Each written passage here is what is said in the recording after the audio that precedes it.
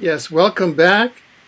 Um, Today we're with our very special guest, um, independent scientist Leuren Moret, who is a radiation expert, but also an expert in the HARP chemtrails and electronic weapons systems area. Welcome, Leuren.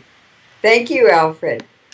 Well, today we'll be covering a topic. I just checked online and Google, and there were 577 million articles online regarding Malaysia Airlines Flight 370. And I know that both of you and I have been in Kuala Lumpur. I myself have flown Malaysian Airlines and have met the president of that airline, or one of the former presidents, and a little bit about what's going on there.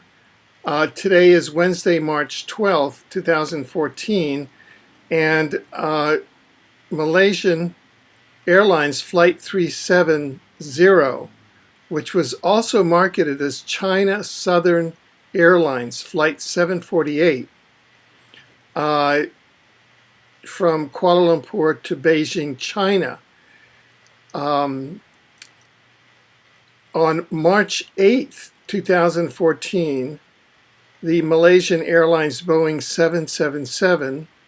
777-200ER operating the flight disappeared with 227 passengers of 15 nationalities and 12 crew on board, with its last contact with air control less than an hour after takeoff. And as of today, I went online and found one of these articles that said the 10 top conspiracy theories of what occurred to Flight 370. And I know that you and I have been corresponding back and forth on various aspects of this flight. And so in this exclusive program, we'll be looking at the how, by what means or by what weapons, the who did it, and the motive, the why, who, what, when, where, and why. And so I'd like to first, though, turn to a quote, very rich quote, I think, by a Canadian, Marshall McLuhan, a Canadian thinker, who said, I actually had the privilege of representing Marshall McLuhan in Hollywood, in Los Angeles, in the early 80s. The quote goes as follows, quote, "World War III will be a guerrilla information war with no division between military and civilian participation," end of quote. From what we've discovered so far about what occurred around and to Flight 370 of Malaysian Airlines, how does that quote stack up? It's very consistent with the developmental history of what I believe is the exotic weapon that was probably used on this plane. And I'd like to just read a quote by General Curtis LeMay, who was on the Joint Chiefs and was involved in the planning and execution of the John F. Kennedy assassination. He said, quote, "There are no innocent civilians. It is their government, and you are fighting a people. You are not trying to fight an armed force anymore. So it doesn't bother me so much to be killing the so-called innocent bystanders." And he said that in 1989 in the book called The Rise of American Air Power, The Creation of Armageddon. We are in Armageddon now.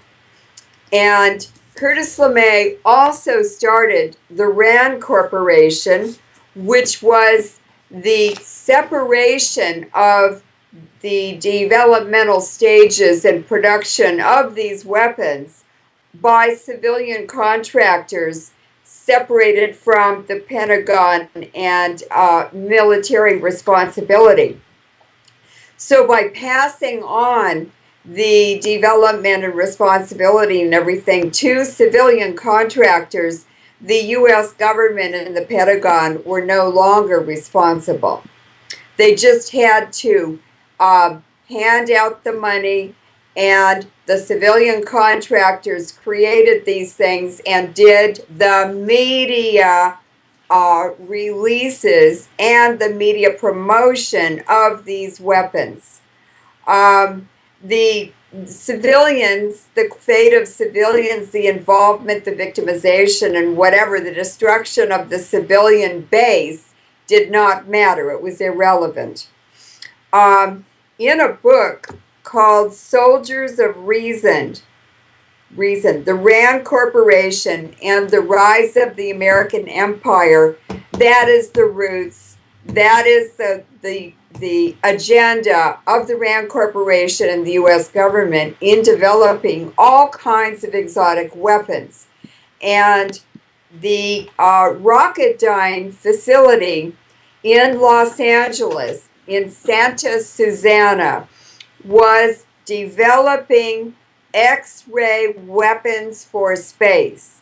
This was probably one of their products. It was probably an X-ray weapon which has no visible light that it releases. That facility at Santa Susana, as Curtis LeMay said, the civilian population is irrelevant. Even about his own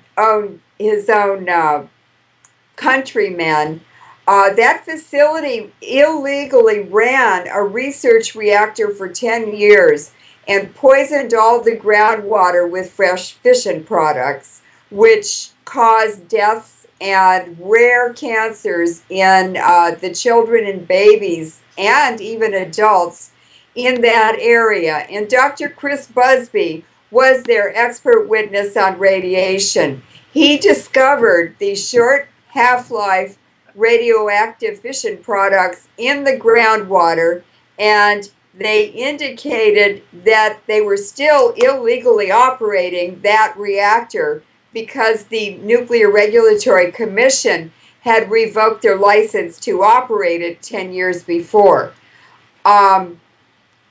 Rocketdyne was informed of this discovery and quietly and immediately settled out of court with the 30 or 50 parents and children involved for $250 million.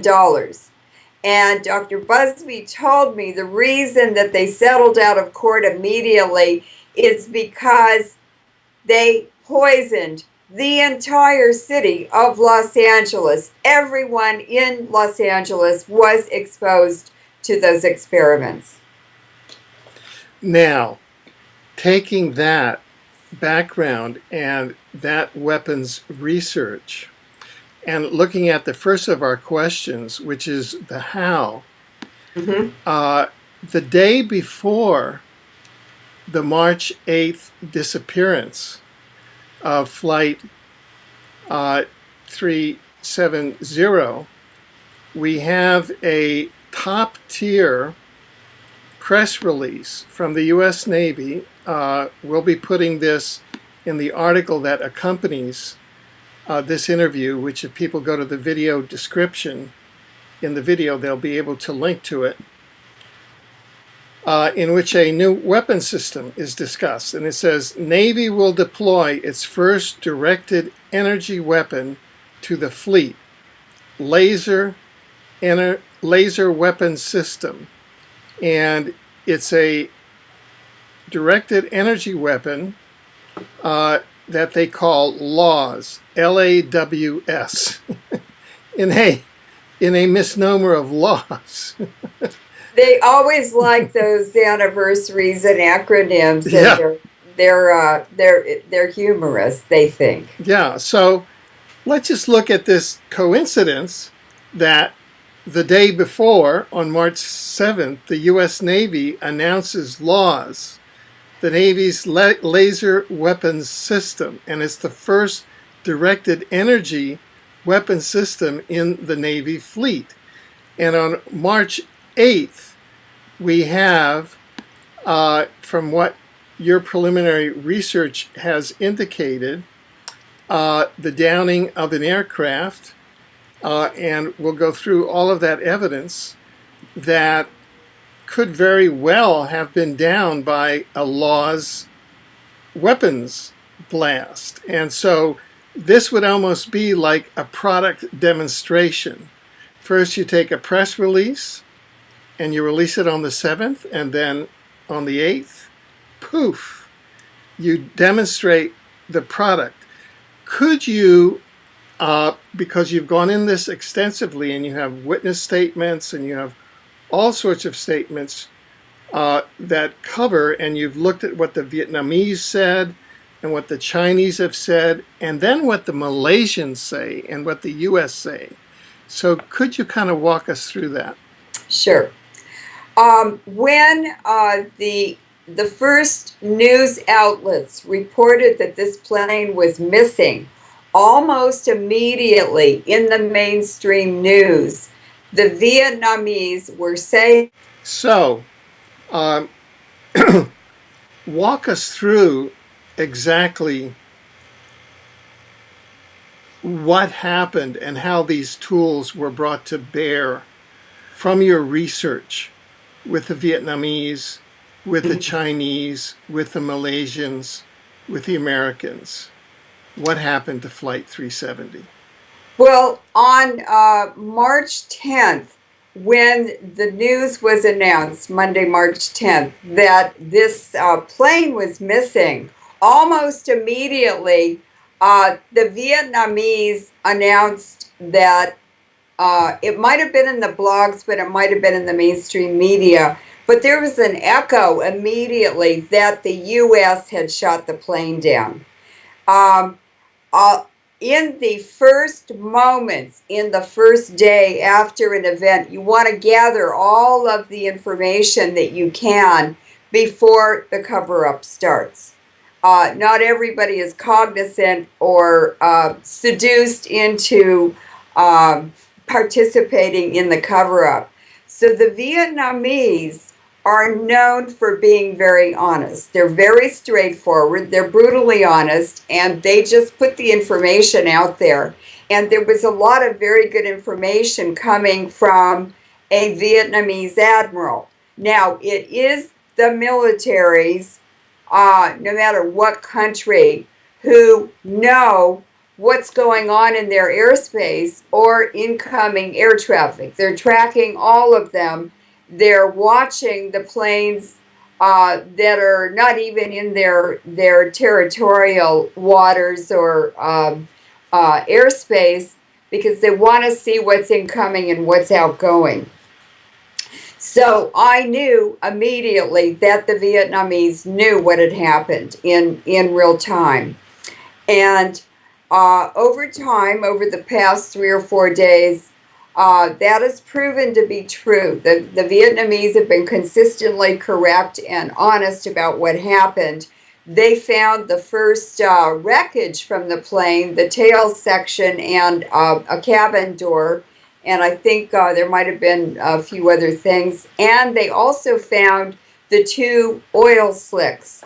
Now, the distance that the plane was from takeoff in Kuala Lumpur, the airtime, the distance it had traveled, and the placement or the discovery of the pieces from the plane as it fell apart, and the oil slicks that represent where it crashed into the ocean, are also consistent with the distance and the time of travel that it took to fall apart and then crash into the ocean, and from the time of takeoff from Malaysia. So I trusted that, and I trusted that first echo that came out that the U.S. had shot it down. We know that the U.S. in the past, the military has done demonstrations. They've shot planes down. Of course, it always gets covered up because they have control of the media. But they don't have control of the Chinese media, the Vietnamese media, the Malaysian media. They had more control of the Malaysian media, and even Thailand was involved. Um, so by Monday morning, by Tuesday morning, the media had been completely taken over by U.S. media sources, and it even started the day before when we didn't even have government representatives investigating the crash in the vicinity of Malaysia and Vietnam. So I knew that sort of confirmed that the U.S. had some kind of hidden or vested interest in controlling what was in the media. Um, and as time went on, the media it was revealed in the media that the plane had taken off. They knew when it left the continental part of Malaysia and traveled over the ocean. They knew how long it had been in the air, and um, there were uh, there were some irregularities, such as the mandatory check-in by the airplane at certain times after takeoff. The first one was missed, and they would have already been over the ocean by then. Other irregularities are that the air traffic controllers in Malaysia complained they had lost contact with the plane. They did know that it had reached 34,000 feet, and then within a minute, they lost contact with it. That's what they did know and what they did admit. The Vietnamese admiral said that the air traffic controllers in Ho Chi Minh City were waiting for the plane, and it was overdue. It never checked in with them, announcing that it was on the trajectory or clear to arriving over Ho Chi Minh City or near it. Um, a the Vietnamese air traffic controllers or the military, or probably both of them, contacted a pilot who stated to the media that he was flying a plane, I believe it was headed for Tokyo. He was over Vietnam. He was some distance, but not that far from where the Malaysian plane should have been. And the Vietnamese air traffic controllers asked him to try to contact the plane, which he did. And he said, I did not go through normal communications. I went through an emergency frequency that we have on planes and where we can talk to each other. He said, I did make contact with them, and the communication was very garbled. He said, I talked to either the pilot or the co-pilot, but I'm pretty sure it was the co-pilot, and I couldn't really hear him, and then it got cut off. Now, what I think is that as soon as they reached 34,000 feet, and they were still climbing, but they had reached their very close to their desired altitude, I believe that is when this disaster in the air occurred, because there was no more communication with them at all after that. And apparently today or yesterday in the media, they said, the air traffic controllers said, yes, it was all normal when we said good night. The pilot said good night. Now, we'll go to some of the other things, but what is it that makes you think? What are the signatures that you've seen that make you think that it could be a directed energy weapon like the U.S. Navy's Laws weapon that had been announced the day before the plane took off, or some other type of directed energy weapon? Well, this is very interesting. There is a demo on the internet, which we will be putting in this video, of that was released around the same time by the Navy, and it's a simulated demonstration first of this new LAWS or laser weapon system, and then they actually show a real demonstration live on a Navy ship, U.S. Navy ship, with a real drone which takes off from the ship. And in both of the simulated presentation and the actual demonstration, the tail section was hit by the laser weapon. Now, what was reported in the New Zealand Herald, these are the quotes from a letter by an oil rig worker who claims he saw the missing Malaysian airline flight go down in the sea southeast of Vietnam in the area where the plane should have been. The letter has been authenticated, and the paper says, quote, Mike McKay told his employers in an email made public overnight that he had observed the plane burning at high altitude. I believe I saw the Malaysian Airlines plane come down. The timing is right, he said. I tried to contact the Malaysian and Vietnam officials several days ago, but I do not know if the message has been received. Mr. McKay said he was on the oil rig Sangha Merkur off southeast Vietnam.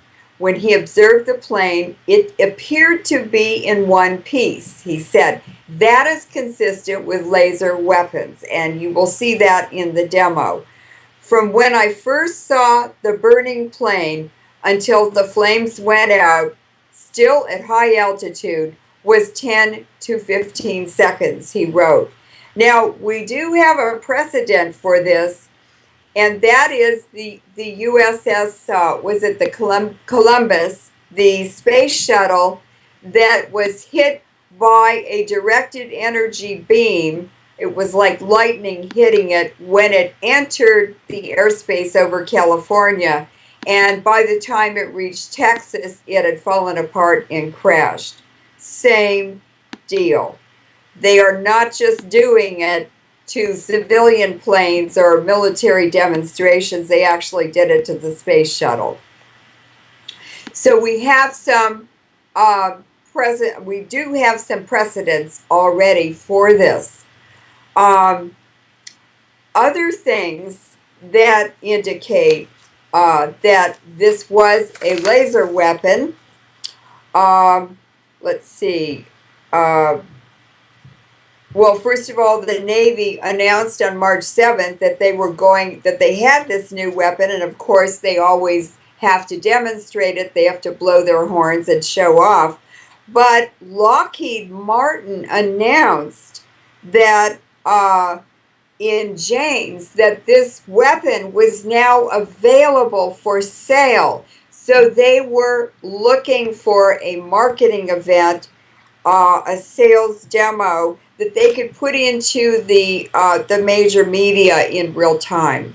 So these pieces fit together like kid gloves, in my opinion. So what you're saying is that this is a human tragedy, but along with Marshall McLuhan's definition of World War III, where there are no clear lines between, it's an information war between, and with participation of civilians and military, the downing of Flight 370 could be a marketing exercise by Lockheed Martin and the Navy for this new weapon system. It's a huge media event. It was the perfect demo. And I'd like to say also that the military globally and intelligence communities globally, especially intelligence communities globally, are all one unified cooperative organization. They're all knit together. They all know what's happening. They have to, for coordination and synchronization of these fake wars and false flags and so forth.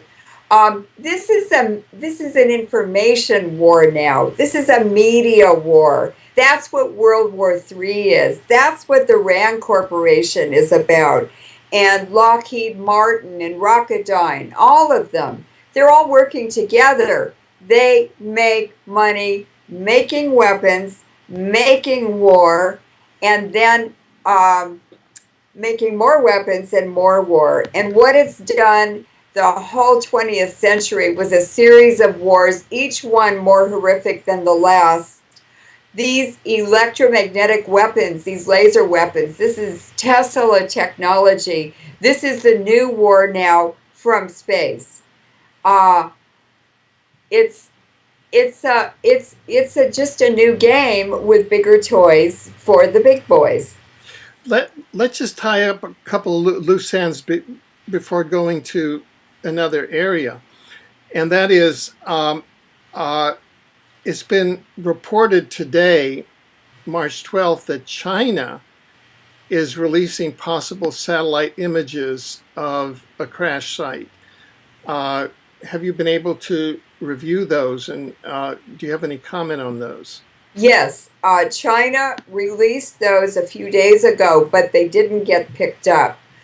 They are now getting into the mainstream media, and they are pieces of large pieces of what looked like the aircraft floating in the ocean. They were not able to get to the floating pieces until the next day. I think it was too dark. So they were still floating the next day. And as soon as the Vietnamese announced that, there was a huge media campaign coming out of the U.S., which was all over the mainstream media by Monday, March 10th. And almost all of the news coverage and the news stories were from CNN, Fox, ABC, NBC. It was all U.S. news outlets, and they denied there was any evidence at all. There were no oil slicks. The oil was tested. It wasn't from that airplane. The pieces of stuff floating in the ocean, it wasn't from that airplane. Yet it was in exactly the place where that plane must have crashed. So we see a whole turnaround, a complete reversal, and the disinformation and inconsistent statements from Malaysia escalated and turned on that day into just red herrings, such as we're searching the west side of Malaysia now. We're searching north of Malaysia now in the ocean. And so they were looking everywhere where they couldn't find any evidence of the crash, and they were denying that the pieces that obviously were from the aircraft and the oil slicks, they refused to even acknowledge that they existed. They denied it. So the Malaysian military that was supposedly in charge of this search, was really cooperating with the disinformation campaign of the U.S. Yes. that has shot down the craft. And that's consistent with your and my experience in Malaysia as expert witnesses, and you were a judge on the Kuala Lumpur War Crimes Tribunal for Iraq. Right. Now, let's go to motive. And there's a very suspicious circumstance. And of course, this comes right in the middle of, we have first the Sochi Olympics, and then we have the upheavals in Kiev, and then we have the the reaction taking place in the Crimean Peninsula, and a lot of complications there vis-a-vis Russia, vis-a-vis Crimea, which has been Russian and had been handed over by Khrushchev in 1964, and all of that. And just prior to the March 7th announcement by the U.S. Navy that it had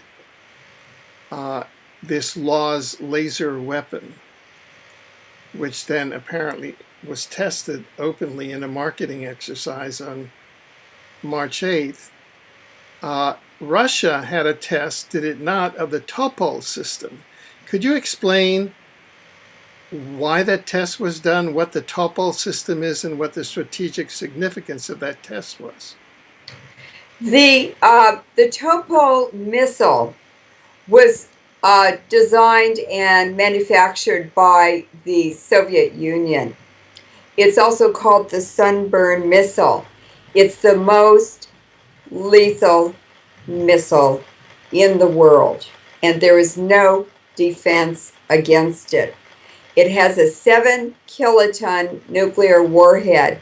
It travels at Mach 3. It was Mach 2 when it was designed. They've upgraded it. It now travels at Mach 3, 10 feet off the ground. And the Chinese and the Russians have made sure that all the enemies of the U.S., all the countries that the U.S. considered to be their enemy, Vietnam, I'm not sure if Venezuela has it, but many of the countries in the Middle East have it, and they are all pointed at Tel Aviv. Tel Aviv will be wiped out in 5 minutes with no opportunity to respond to any incoming Topol missile. All of the navies in the world, many of them participated in an exercise off of Taiwan about 2 or 3 years ago. And the Chinese took a ship out into the ocean to do a demonstration for the visiting navies from different countries who were observing this demonstration. And they painted a big target on the side of the ship, and they shot it with a Topol missile. It sunk almost immediately, and that was the message and the demonstration to other navies. That missile made the entire surface navy obsolete for all countries. There's no defense against it. Now, laser weapons, these exotic laws or laser weapon systems that have been developed, and X-ray lasers were developed for space. Now, that happened in space. That happened up in airspace, didn't it? If that is what was used on the plane, and it's very likely that it was. These weapons now make the Topol obsolete. Is that what this demonstration is about? Well, not really, because the distance that these laser beams can travel is limited. So I asked a former Navy personnel who was familiar with the electronic weapons. He was in the Navy when they were developing them. And he said the distance that power pulse has to travel and maintain the energy in the beam enough to do the to kill a ship or a plane or whatever rapidly decreases with distance. And he said, with what he knows about these, that pulsed weapon, energy weapon, if it was used on the plane, had to be within 10 miles of the ship that transmitted that beam. So they have to be within the vicinity. The energy is not great enough yet. These are demonstrations. They're not what the ultimate product is going to be, or the ultimate weapon is going to be. Now, what's interesting is the this civil war or civilian war or whatever, this incident that's happening in the Ukraine and it's spread into Crimea, of course, is a great concern of Russia, and it should be. The problem in the Ukraine has been American interference. Hillary Clinton went over there, George Soros went over there.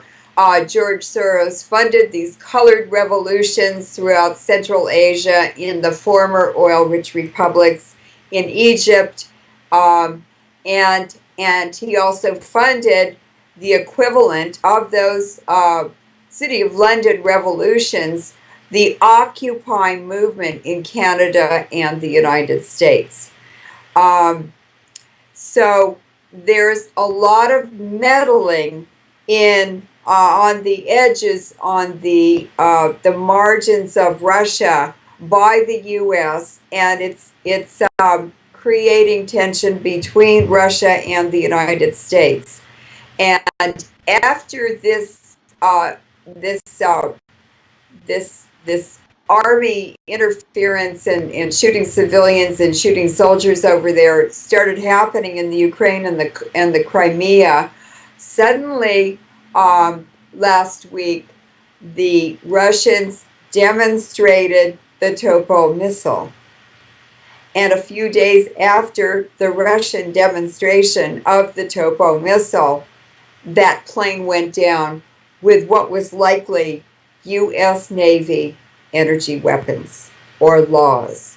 So basically, what we had, as we understand it, is that in Kiev, when we had the great conflagration at Maidan Square, where almost 100 people were killed, it's now come out in a leaked phone call between the Estonian foreign minister and the EU foreign minister that there was a third force that had put snipers in there with orders to fire both on the police and on the demonstrators, thereby creating a kind of an incident, creating a war incident.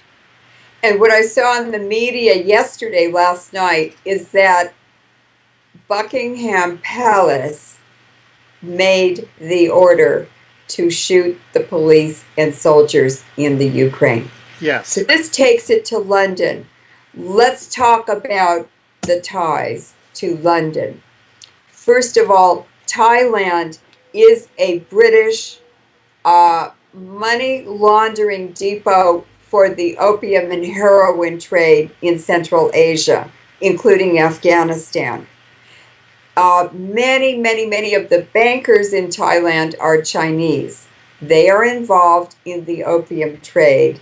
This is the legacy of the East India Company and the Dutch East India Company, involved in trafficking in opium illegally with China in the 1700s. That continued until about the 1900s, when the Chinese were able to get the British out of China. And of course, they had to wait for the 250 million Chinese addicted to opium to die off. So opium production from 1900 until the Vietnam War slowly declined almost to nothing. That is a huge amount of revenue, and the Dutch East India Company is also an extremely large player in this global economy, hidden economy. And that money, actually, from what I call Dope Incorporated, is 5 times bigger than the legitimate currency in circulation and the global economy as we know it. 52% of the offshore banks that are mostly on former island colonies of the British Empire, 52% of the banks are owned by Queen Elizabeth. Everywhere you go where there is genocide, pedophilia, drugs, crooked politicians, it's all coming out of Buckingham Palace. Now, in the Victorian period, it was a common saying, well, the sun never sets on the British Empire. Who would ever trust an Englishman in the dark? That's the reason. And we could say, and some English women, because these uranium pimps, these mass murderers that are running this global empire of drugs and crime are coming out of London. London is the world capital of terrorism. Follow the money. Right, exactly. And so we'll follow the fingerprint of London in Flight 370. But first, let's get to the various layers of motives, the why. Mm-hmm. And the first layer is that following the incidents in Maidan Square in Kiev, where there was a Buckingham Palace based order, and I agree with you that there's a solid evidentiary base for that, with a black ops sniper teams to fire on both the police and the demonstrators to create an incident. And this huge media frenzy over the missing plane to take the headlines away from what's going on in the Ukraine and the Crimea. Yeah, sure. Now, following that, then, Putin and Russia do the test of the Topol. Yes. So now the U.S., the Navy, comes back with a product demonstration and a public test of LAWS, the Laser Weapons System, which comes on March 7th and 8th with the mega press release, and then the downing of Flight 370 by the U.S. Navy, which is an answer to Russia and the Topol. It says, oh, you have the Topol? Well, we have LAWS. So that's one level of motive. Let's look behind that. Go ahead and finish, and then I'll No, please, because I'm going to change to another level of motives. So if you'd like to go deeper into this motive, go ahead. Well, let's just look at what is really involved. The Topol missile has a range of 2,000 or 3,000 miles. The LAWS that was demonstrated in this video that was released by the U.S. Navy around the same time that Lockheed Martin announced their new product, that weapon system, these pulsed weapon systems, because of the attenuation over distance, in other words, the large amount of energy lost, that can only be used if the Navy is on the surface of the water and the target is on the surface of the water. It only has a range of 15 miles because these are line of sight energy beams. And the over the horizon effect means that the target is out of sight.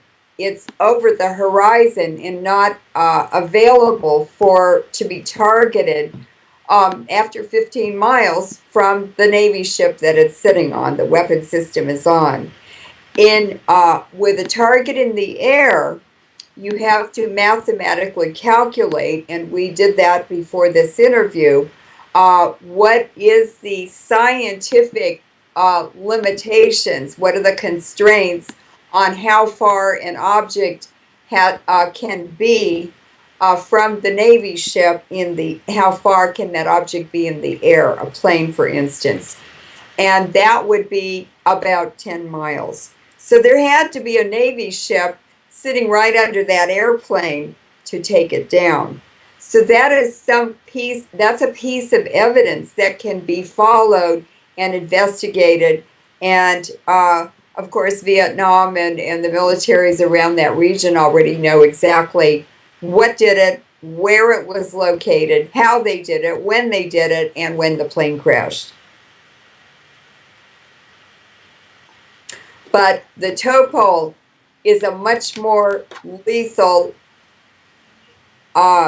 weapon with a much longer range than what the U.S. is demonstrating as a prototype. It's a paper tiger right now. However, over time, that will be developed into a much more lethal weapon, and I think it will probably be up in space as well. I know they plan to put them in space. Right, and we should mention that there is mention by theorists or going into various hypotheses that there are other hypotheses about weapons that may have been used, ranging from HARP to a new thing called a dreadnought in the sky. I don't know whether that's a real weapon or not, but from the signatures, it seems to be a directed energy weapon. It does, and when you watch the simulated demonstration and then the actual demonstration on board the Navy ship, it really does. The profile of what was demonstrated live fits the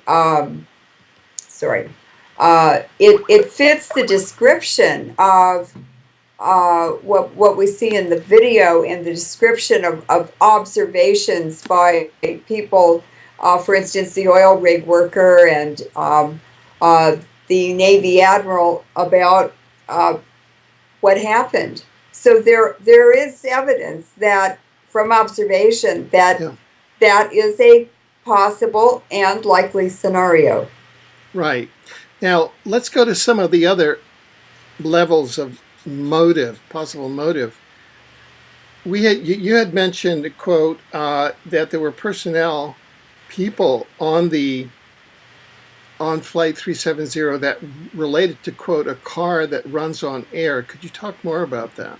I investigated that, and what I discovered is that the 20 workers for a chip company, an electronic chip company based in Austin, Texas. 20 people were on board that plane, and they were the engineers and the quality control officers who examine the chips and test them before they announce that they're ready to be baked in the production line. And they're highly skilled, they're very well trained. Half of them were Chinese and half of them were Malaysian, because the chip company has facilities where they manufacture them in China and in Malaysia. And those chips are used in electric cars, as well as computers and controlling systems and industry, and so forth and so on. So when that plane went down, with those 20 highly skilled workers, that has a really big impact on production and on manufacturing for that producer. So that would impact that company, and possibly benefit competitors. So that's one aspect. There was also an IBM executive on board. I don't know what he was involved in, but he was working out of Beijing, I think. But I think he'd worked in Malaysia also and had moved on to Beijing. So there is all kinds of very strange things and unexplained suicides and deaths and murders, especially in Singapore, related to the British intelligence and U.S. intelligence in that Southeast Asian region.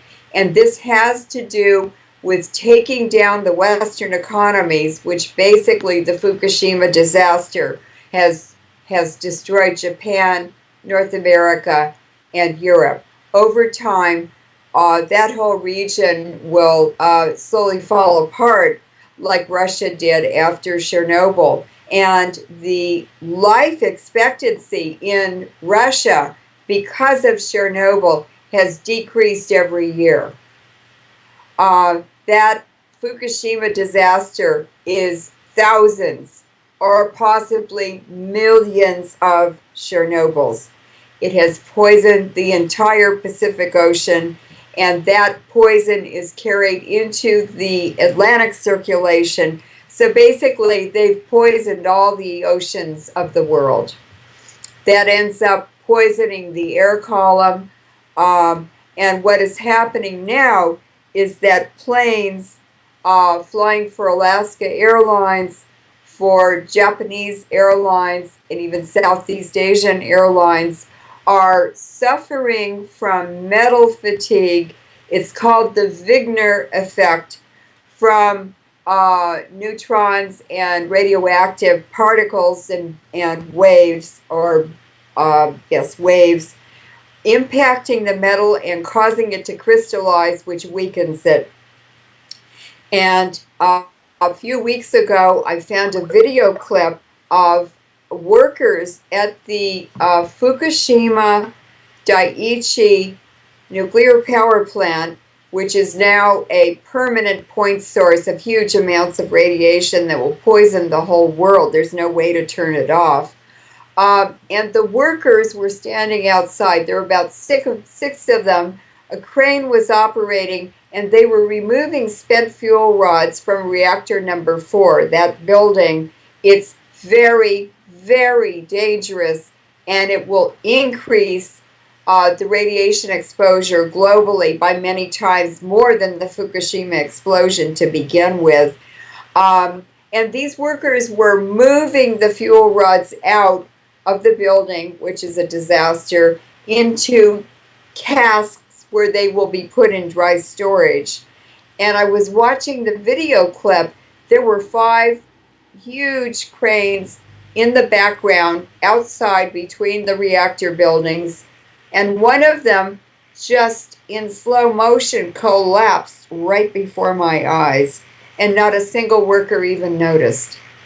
What if that crane that they were using to remove the fuel rods had collapsed instead of the one that was parked? Yeah, well, when we first heard about that Flight 370 was missing, the Wigner effect was one of the first causes. How did you discount the Wigner effect? Well, I thought it was possible that that could have been the cause of the disappearance of the plane. That a wing could have fallen off, or usually it's the hydraulics and the landing gear, the areas where metal is crimped onto fittings. That seems to be where they're failing. But in the last few weeks, 3 fighter jets in Okinawa landing at the Kadena base, and you and I have stood there at Kadena base and watched CIA executive jets unmarked taking off and landing from that base. It's right in the middle of Okinawa. Anyway, 3 fighter jets lost their windshields while they were flying, and the pilots had to land the planes without a windshield. They're in pressurized suits, so they're somewhat, protected. They were able to land safely, but other things can happen that where the pilot would not have time to eject or be able to land the plane. So then on Monday, it was in the news that a JAL, Japanese airline, was flying from Japan to the west coast of North America, and it had to make an emergency landing in Honolulu because of loss of oil in the oil pressure in one of the engines. And what we're going to see is the infrastructure of the whole planet slowly fall apart because of metal fatigue. And of course, this is all planned by the City of London financiers because they're changing the whole planet. It's called transhumanism. They will be building a whole new infrastructure that gives them control of everything. Right. So, and yeah, there's a whole separate program that we could do on that and on Yes. how chemtrails and HAARP have been used to implant and chip practically the entire human population. So now that we know that the British are involved, there are a few other telltale signs or fingerprints. The passports, two of the passports that were carried onto the plane when it left, or they got through customs with it, with these passports, they managed to get onto the planes, two Iranians. They were stolen from European tourists in Thailand on an island that is a favorite resort area for Europeans and other visitors to Thailand a year and 2 years before this incident. The air traffic, the airports are much more strictly controlled in terms of intelligence and surveillance and so forth in Thailand.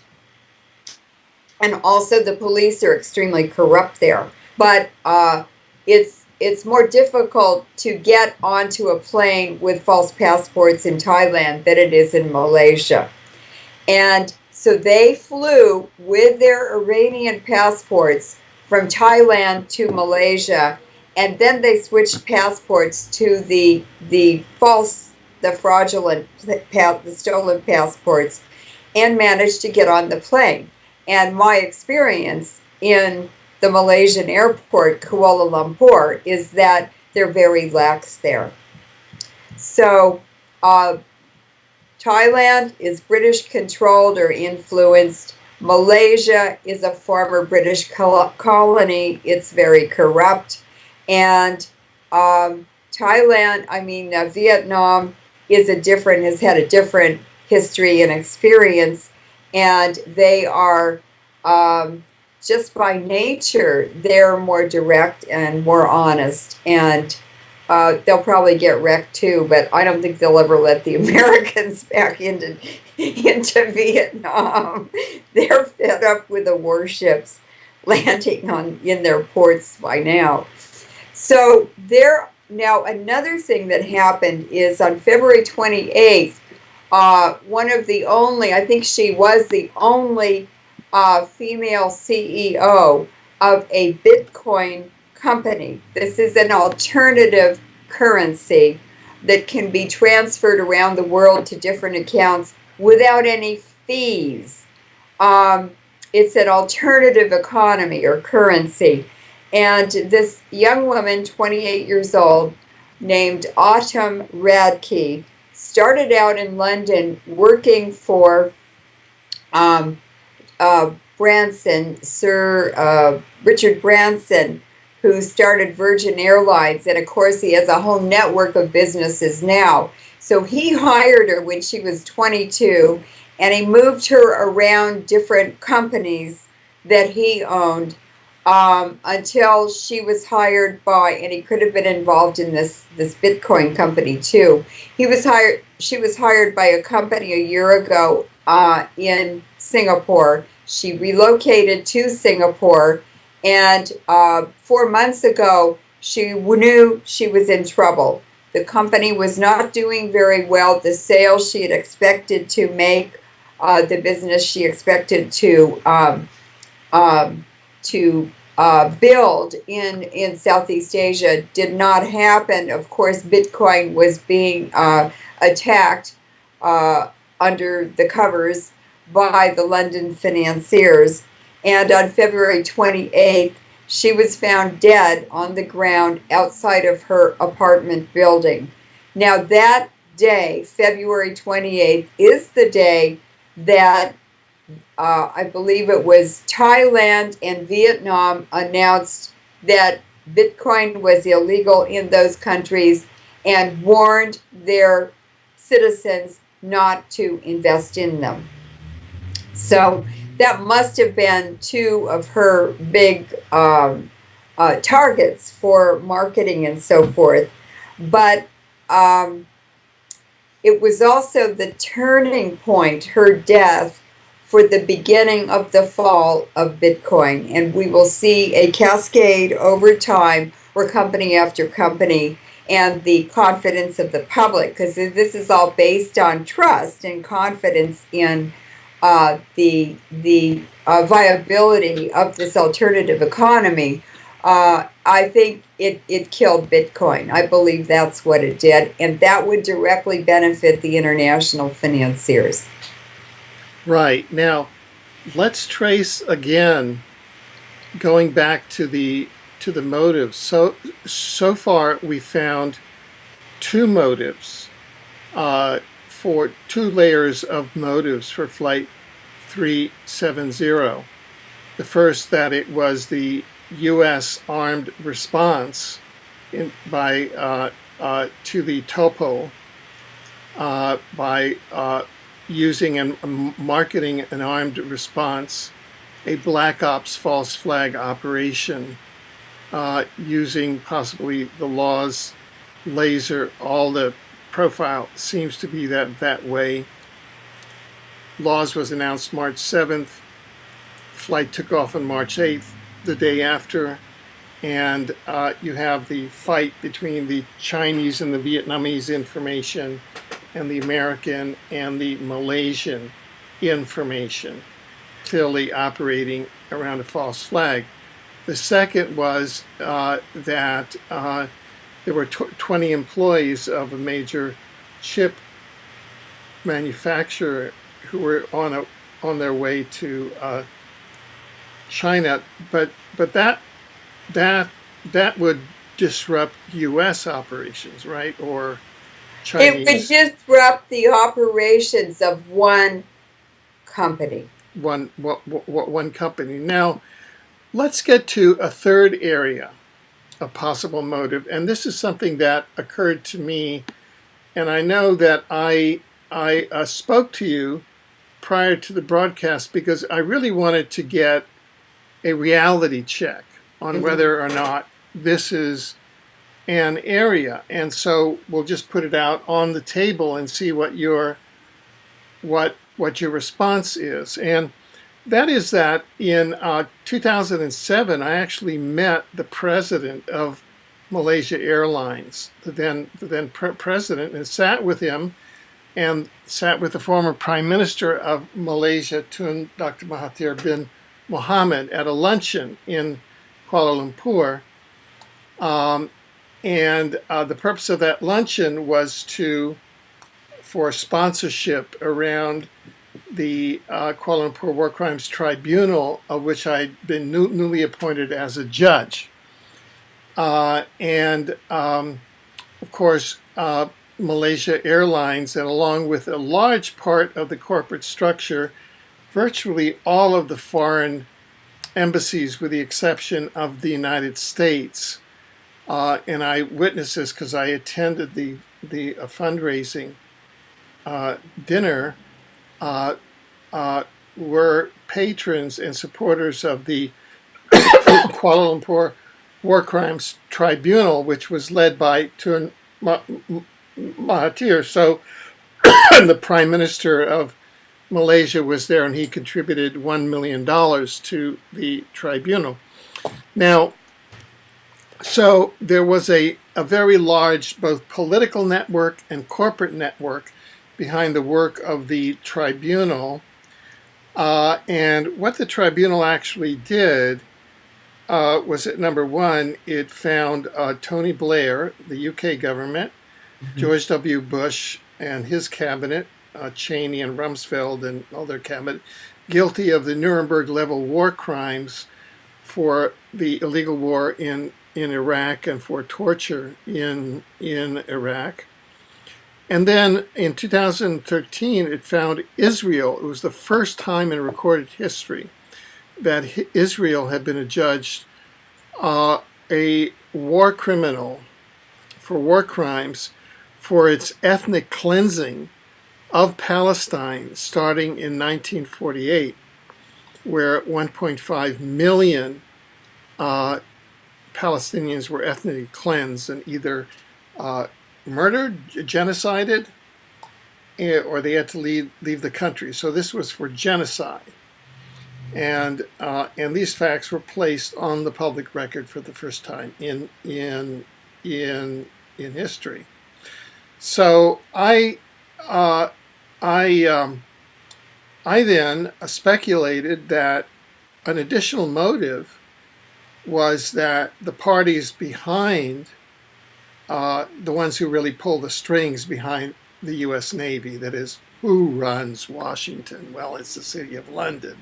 We all know that the U.S. president is an employee of the Queen, and you just have to go back and look at the Bushes and look at Clinton, and they're all in the bloodline of the Queen, and they basically work for the UK monarchy, even though in name the US had a revolution.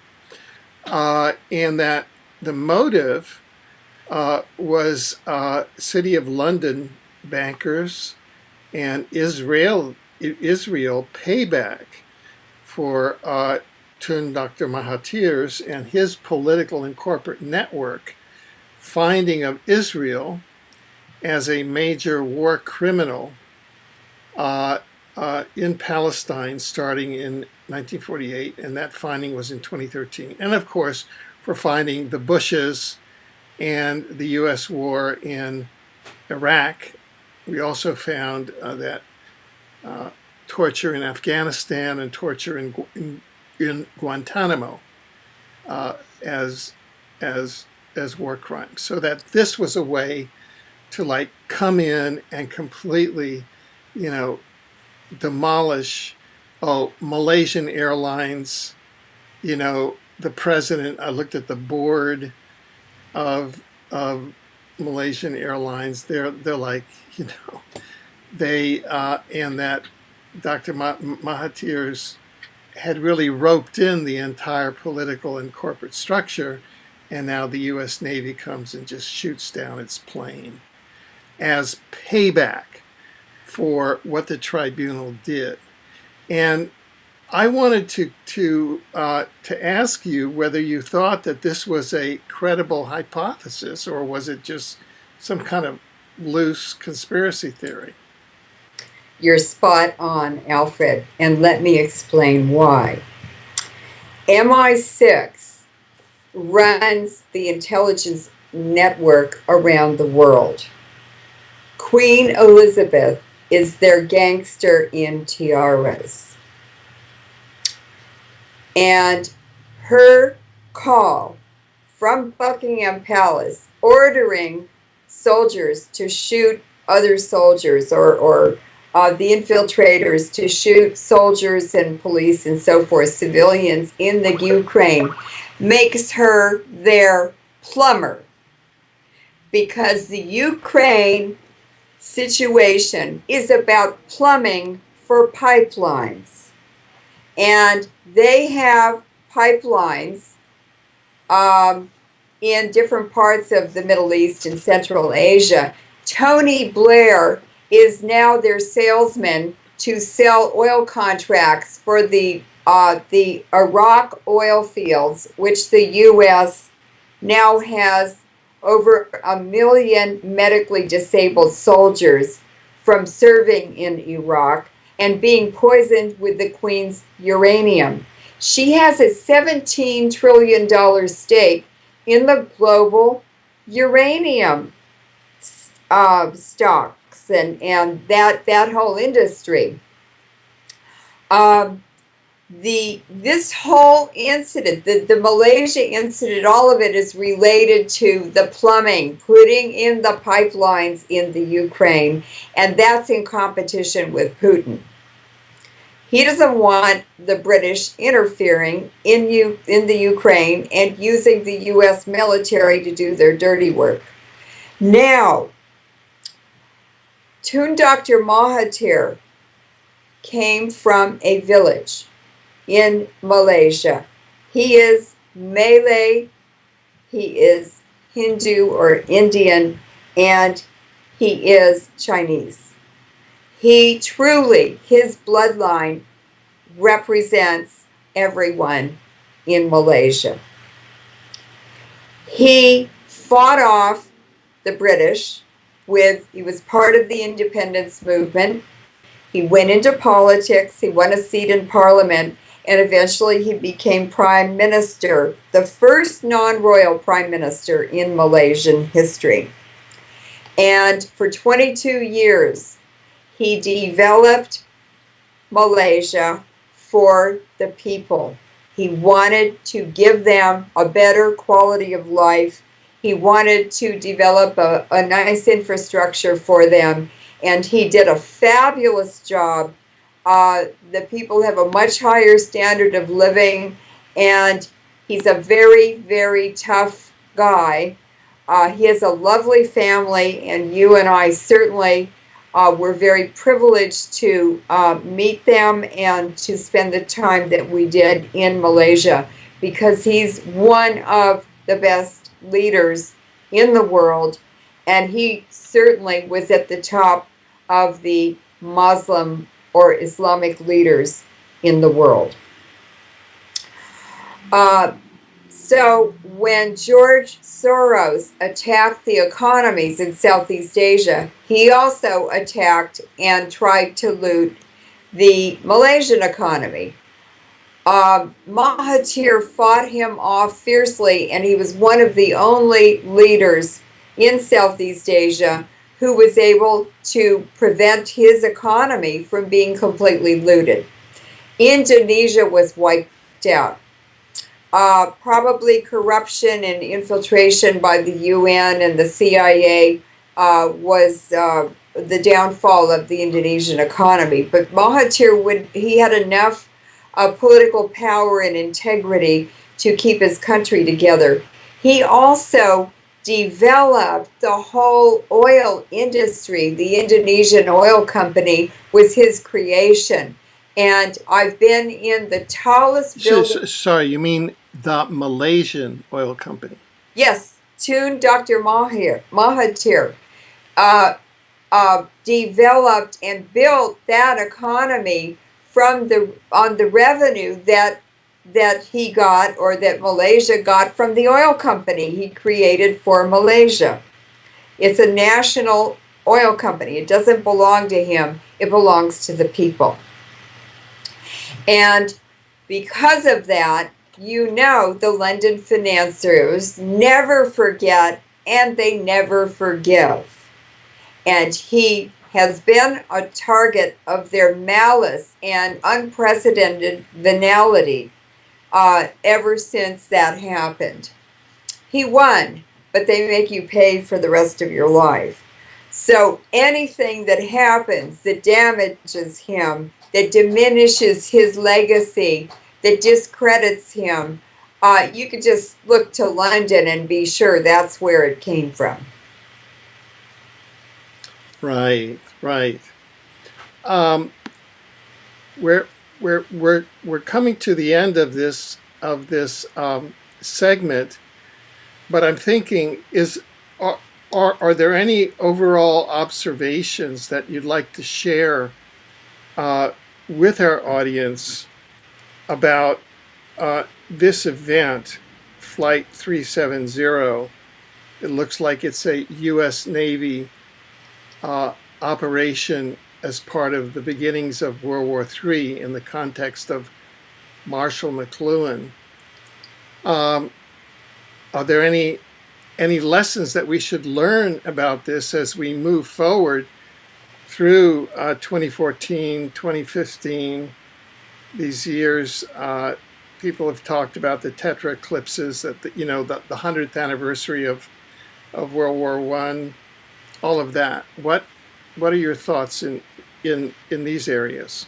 Well, the United States and the University of California in particular, where the Manhattan Project started in World War II to create nuclear bombs, this war industry involves corporations and the military and governments, but it's really the weapons of mass destruction that are produced in the universities and produced in the nuclear weapons labs and so forth, produced in the civilian corporations like Lockheed Martin and Rocketdyne. Those are civilian operations, and the government agencies like the Department of Energy, it's 95% contractors. It's a way to pump money into the private sector.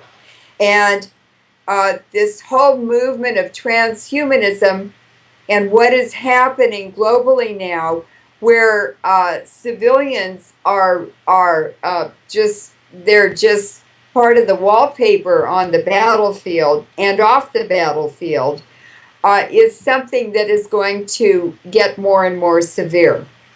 It is the financiers who make the money, they make the decisions, and the royal families who own most of the energy companies and the gas and oil companies, they work for the City of London financiers. The financiers put the royal families on the throne and keep them there. And when they don't like them anymore or they want to do something different, they manipulate them. We now have Prince William, who is slated to be the heir to the British throne. His biological grandfather, Princess Diana's biological father, was Sir Jimmy Goldsmith. And Sir Jimmy Goldsmith is part of the Rothschild network. The Rothschilds and the Goldsmiths came from Germany, from Frankfurt, together to take up banking in the 1700s when the Catholic Church, the Pope, rescinded the religious law for Christians to not be involved in usury or banking. So the Jewish bankers had to reorganize themselves, and it was the Rothschilds and the Goldsmiths who came to London to dominate and to take over and run British banking and finance. Now, the Queen or the King of England is a sovereign ruler. Queen Elizabeth owns personally, because she's a sovereign ruler, 12% of the land on this planet. So could you tell us more about Jimmy Goldsmith and his progeny? Yes. Sir Jimmy Goldsmith is part of the international bankers' financial cabal. And the Goldsmiths and the Rothschilds came to England to run British banking in the 1700s. It was at a time when the Pope rescinded a ban that had lasted over 1,000 years, 1,700 years, in the Christian church, that Christians could not be involved in usury or banking. And in the 1700s, the Pope reversed that order, that ban, that religious law, and allowed Christians to go into banking and usury. So the European Jews who ran the finances and banking go all the way back to the Roman Empire, the Egyptian Empire, the Mesopotamian Empire. These are old bloodlines of money lenders. And Sir Jimmy Goldsmith is one of them. He was one of them, very prominent one. And he actually is the biological father of Princess Diana. Her mother was involved with him in an affair for 22 years. And she looks like him, and she also looks like Jemima Khan, who is Jimmy Goldsmith's daughter by another wife. Through Jimmy Goldsmith and as the biological father of Princess Diana, Prince William, who is a successor to the British throne, is a goldsmith, although a hidden one. And he married Kate Middleton, whose mother's maiden name was Goldsmith. So now in this baby George, their new baby that was born last summer, the summer of 2013, he is a goldsmith on his mother's side and father's side. But the people of England and the rest of the world believe he is a Windsor. The Windsors are illegal monarchs in England. But the Goldsmiths don't care. What they've done is captured the mineral rights and the property that Queen Elizabeth personally owns as the sovereign ruler of England. And they will mine this planet down to sea level in the next 100 years. They will destroy the entire biosphere. There is nothing to stop them except the common people. And I believe we can do that. Each person in his own way will find a way to resist that, to change it, to counter it, counterattack it, whatever. But people need the right information. And I believe that you and I, in the series of interviews that we have done, have provided the kind of information, the big picture that people need to know in order to put the compartmentalized pieces of the puzzle together in a meaningful way. People all know this.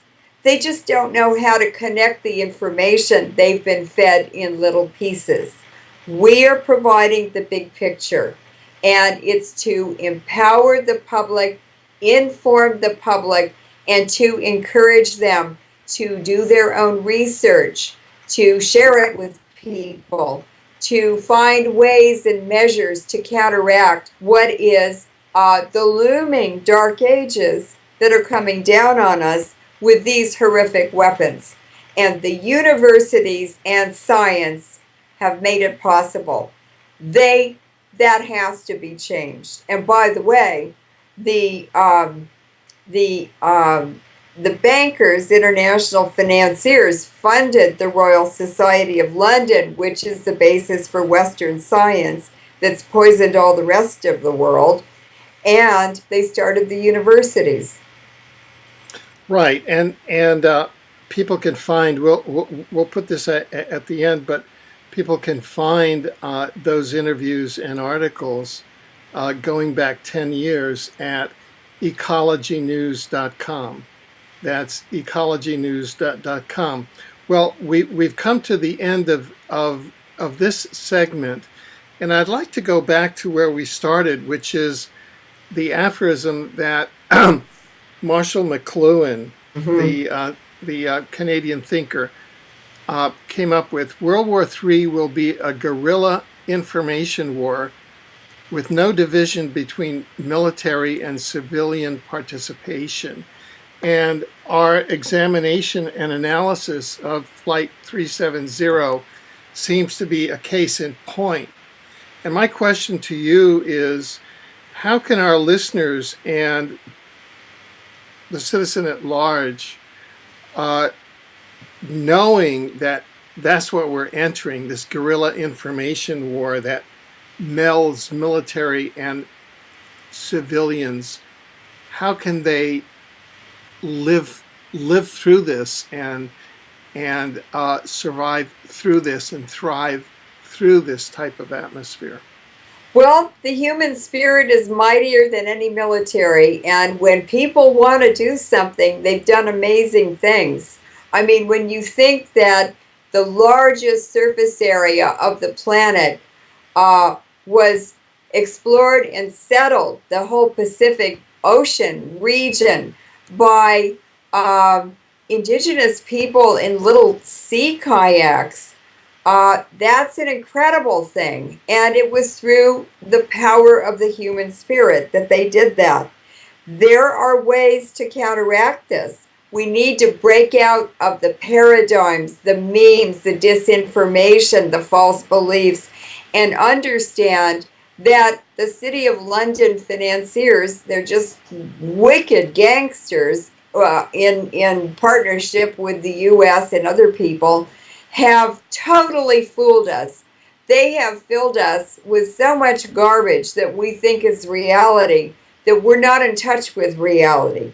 We need to begin to do our own research, and it's all on the front page. There are no secrets. You don't need any secrets.